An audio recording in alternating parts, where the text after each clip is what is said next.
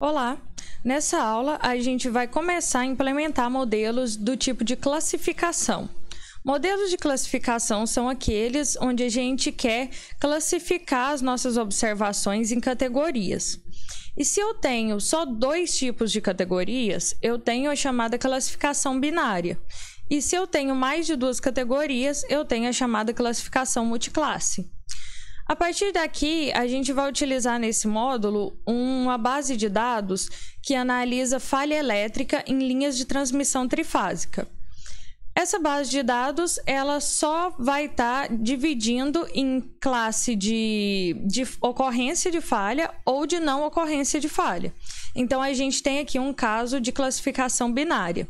Se eu estivesse analisando também o tipo de falha que está ocorrendo, então eu teria mais de duas classes, logo uma classificação multiclasse. Então, a gente vai lá para o nosso notebook no Google Colab e a primeira coisa que a gente tem que fazer é importar algumas bibliotecas que a gente vai utilizar. A primeira das bibliotecas é a biblioteca Pandas.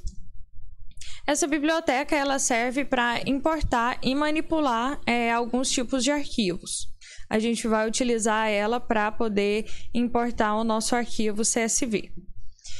E outra biblioteca que a gente vai utilizar é a biblioteca scikit-learn. E a gente vai utilizar dela só uma função que tem lá no Model Selection. Essa função é Train Test Split. E o que ela vai fazer é pegar a base de dados que a gente tem e vai dividir ela em duas. Uma parte para treinamento e uma parte para teste do nosso modelo. Aqui, então, eu posso dar o meu Shift Enter para rodar aqui e fazer as minhas importações. Enquanto ele importa, a gente vai abrir aqui essa pastinha aqui para ver se o nosso Google Drive está montado aqui. Aqui a gente pode ver a pastinha do Drive, então a gente vê que ele está montado. Se ele não tivesse aqui, você tem que clicar nessa pastinha aqui que tem o símbolo do Google Drive para poder montar ele. Aqui a gente teve um problema com a nossa importação. Aqui tem um R. A gente roda de novo. Pronto, importado. Agora eu tenho que ir lá no caminho onde eu salvei a minha... o meu arquivo que eu vou utilizar, né, para poder copiar esse caminho, né, para facilitar e não ter que digitar tudo ali. Aqui no caso o meu é esse falha motor. Então eu clico nesses três pontinhos aqui, vou abaixar aqui e vou vir para copiar o caminho para mim. Cliquei aqui, eu posso fechar a pastinha aqui.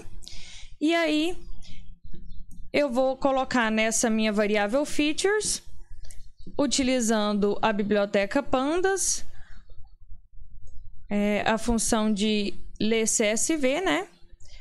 Eu vou passar aqui para ele esse caminho que eu acabei de copiar. Então, basta eu colar esse caminho aqui.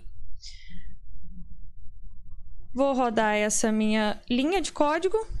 Deu tudo certo. E aqui, se eu digitar aqui a minha variável, então eu vou ser capaz de ver a cara, né, da minha base de dados, que é essa aqui. Então, nessa base de dados, eu tenho um valor de corrente para a fase A, um valor de corrente para a fase B, um valor de corrente para a fase C e um valor de tensão para cada uma das três fases também. E por fim, eu tenho a minha coluna de target, que é a coluna falha, né? Nessa coluna aqui, eu vou ter dois possíveis valores, que são 0 ou 1. O 0 é para caso de não ocorrência de falha e o 1 vai ser para o caso de ocorrência de falha.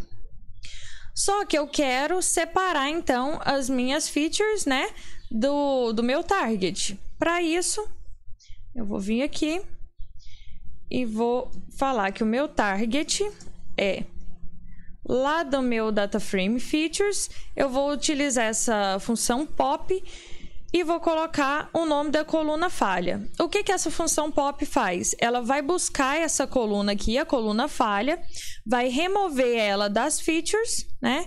E vai jogar ela para essa variável target. Aqui eu rodo. Se eu pedir para ver o target, eu vou ter então aqui a minha coluna falha, né? Aqui ele me fala que é a coluna falha, ela tem esse tamanho aqui de 7.861 observações, né? E aqui eu tenho meus zeros e 1 nessa minha coluna. E se eu colocar agora aqui a minha features, eu vou ver que eu tenho só os valores de corrente de tensão e que realmente a coluna de falha ela foi embora dali, né? Bom, então vamos checar os tamanhos. Eu quero ver o tamanho da minha features e eu quero ver o tamanho da minha target. Ó, coloquei uma letra errada aqui. Bom, então, para as duas eu tenho 7.861 observações, né? Então, tá batendo. E eu vou ter aqui, então, 6 features e um target, né? A próxima coisa que eu preciso fazer, então, é separar os meus dados para dados de treinamento e para dados de teste. Primeiro, eu vou separar as features. Então, eu vou criar uma variável para as de treinamento e vou criar uma variável para as minhas features de teste. E daí eu vou usar a minha função aqui, getTestSplit. Vou enviar para ela o meu dataframe de features. E aqui tem uma variável chamada testSize, que eu vou colocar para ele qual que é a porcentagem de todas as minhas observações que vão ser enviadas para dados de teste. As demais vão ficar em dados de treinamento. Eu vou colocar aqui 0,2, porque eu quero 20% dos meus dados para teste e 80% para treinamento. E a última coisa que a gente vai fazer é setar essa variável randomState. Essa variável aqui, ela vai setar uma semente, né, pro nosso aleatório ali, para que a gente consiga fazer o nosso corte exatamente no mesmo lugar, tanto para os dados de features, né, quanto para os dados do target. Aqui eu posso pôr um número qualquer, vou colocar aqui o 42 e vou copiar essa linha e vou fazer a mesma coisa embaixo, só que agora, ao invés de features, aqui eu posso usar o Ctrl D, né, para trocar tudo junto, eu vou usar o target. Bom, rodei então, separou para mim, né? Eu posso, para ter certeza, fazer o quê? Pegar a minha feature de treinamento e ver qual que é o tamanho dela. E a de teste também. Ponto shape. Ó, então antes eu tinha 7.861 observações no geral, agora dessas 6.288 são para treinamento e 1.573 são para teste. A partir daqui a gente já pode utilizar esses dados, né, para poder montar o nosso modelo do TensorFlow. E é isso que a gente vai fazer na próxima aula. Até lá!